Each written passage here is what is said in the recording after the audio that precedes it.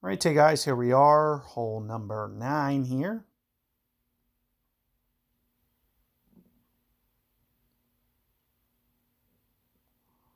And what we're going to be looking at here, one of the things that I like to do is I basically like to go with the layup approach.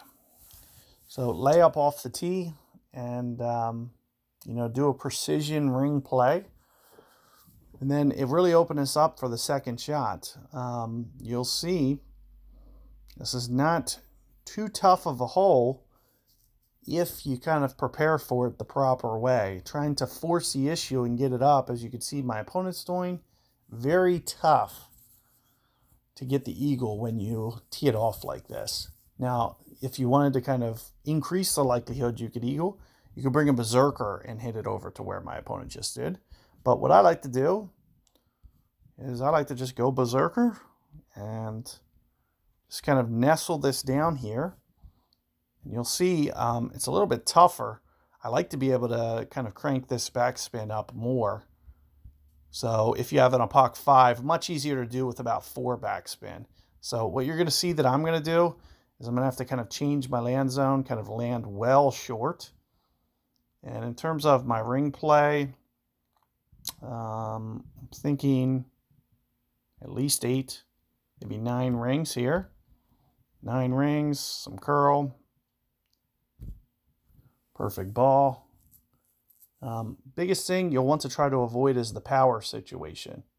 You got to make sure that you're counting rings in a methodical way and keeping it short in the fairway, and making sure that your rings aren't being pulled, and when you add your curl that you're not adding unnecessary power anywhere.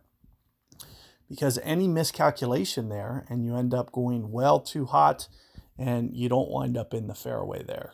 So you do want to be very careful. As you could see, I'm kind of doing an overplay, 9-ish rings there. It's kind of like an overplay and then kind of curl. But what it allows me to do is make sure that I pull back enough rings. So, which is ideal. And what it allows me to do, as you can see how tough it was for my opponent to get the ball up there, it's much easier for me to get the ball up here. So I can essentially, and what I'm thinking about is no more than maybe 4, 4.5 on the top spin. So that's what you'll see that I'm doing. And I'm just going to try to land it somewhere up on this plane here. So if I can land it, I'm thinking somewhere in the neighborhood of here. Is this right? That's pretty close. So we're going to pull right here and then over right here, maybe. And then we'll assume that I've already gone, say, 6 rings or 7 rings. So if I've already gone 7 rings, how many more do I need to go? I'm going to pull back like a ring or so. So here it comes. And what you'll see is we're just basically gently rolling it down here. That is coming in just a wee hot. But we're right on line. It's a very good chance for a double eagle, as you can see.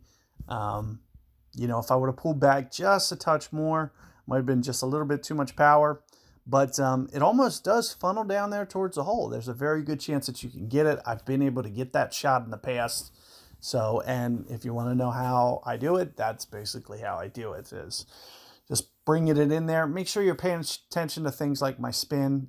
Don't go more than 4, 4.5 top spin. If anything, I just needed to get that first bounce to land shorter. So it just landed maybe just a touch long, so I should have pulled back more rings. But more or less, you can see with what we're trying to do, and there's a very good chance for you to get it. So good luck out there. I'll see you guys on the next run through of guides. I'm going to run through with more advanced clubs, so if you want to check those out, it's coming up right after this.